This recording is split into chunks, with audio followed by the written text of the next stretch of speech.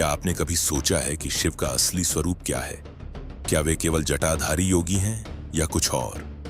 क्या शिव के बिना शक्ति का अस्तित्व है और शक्ति के बिना शिव का क्या रूप है?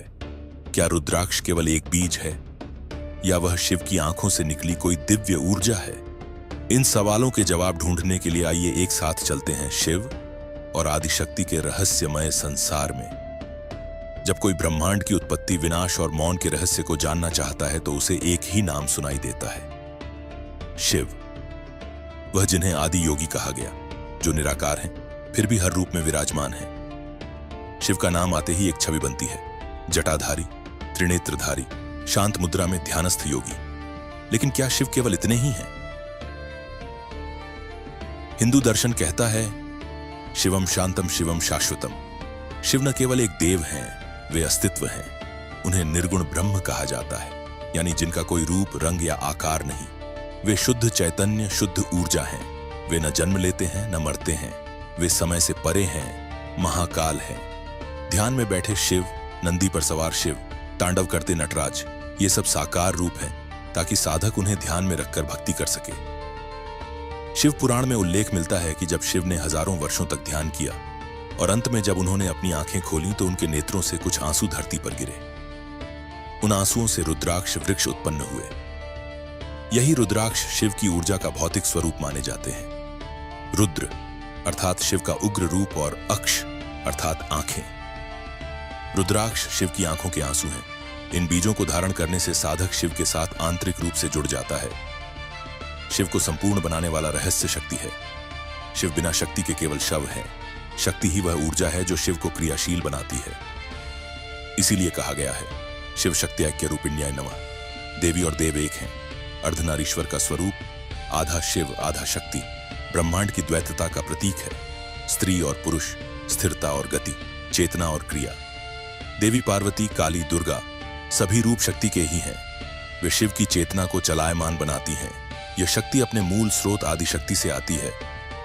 आदिशक्ति वह आदिकालीन ऊर्जा है जिससे संपूर्ण सृष्टि उत्पन्न हुई। वे ही देवी हैं जो स्वयं को अनेक रूपों में प्रकट करती हैं। काली के रूप में समय का संहार, लक्ष्मी के रूप में समृद्धि का प्रवाह, सरस्वती के रूप में ज्ञान का स्रोत। आदिशक्ति ही शिव की आंतरिक ऊर्जा है। शिव का मौन तभी मुखर होता है जब उसमें आदिशक्ति का संचार हो। इसीलिए कहा गया है, यदा शिवः शक्त्या व्याप्तः स्यादेव सदा शिव। जब शिव शक्ति से युक्त होते हैं तभी वे सच्चे मायनों में सदाशिव होते हैं। शिव का तांडव केवल विनाश का प्रतीक नहीं है, यह ब्रह्मांडीय लय का प्रतीक है। जन्म, जीवन, मृत्यु और पुनर्जन्म का शाश्वत चक्र। जब शिव तांडव करते हैं तो वह शक्ति के साथ मिलकर करते हैं। काली का तांडव और शिव का तांडव एक ही ब्रह्मांडीय ऊर्जा का उत्सव है।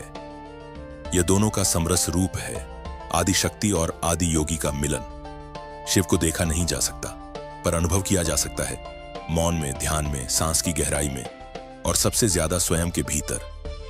सोहम, मैं वही हूं। जैसे ही साधक मैं को छोड़ देता है, शिव प्रकट होते हैं और जब यह अनुभव होता है तो उसमें आदिशक्ति की कृपा छिपी होती है। बिना शक्ति के साधना अधूरी है। शिव केवल एक देव नहीं, एक अनुभव है। शक्ति केवल एक देवी नहीं, एक ऊर्जा है और आदिशक्ति वह आदि स्रोत है जिससे शिव की चेतना भी जागृत होती है। जब शिव और शक्ति एक होते हैं तब चेतना और ऊर्जा का अद्वितीय संगम होता है। यही है अर्धनारीश्वर, यही है पूर्णता, यही है ब्रह्मांड। यदि आपको यह कथा पसंद आई तो कृपया लाइक करें, सब्सक्राइब करें और कमेंट में ओम नमः शिवाय या जय आदिशक्ति लिखकर अपनी श्रद्धा प्रकट करें। क्या आप चाहते हैं कि हम अगले भाग में शिव और आदिशक्ति के और भी गहरे रहस्यों को उजागर करें? यदि हां तो कमेंट में जरूर बताएं। पार्ट 2। अगली कथा में मिलते हैं। महादेव और मां की कृपा बनी रहे। हर हर महादेव, जय आद्याशक्ति।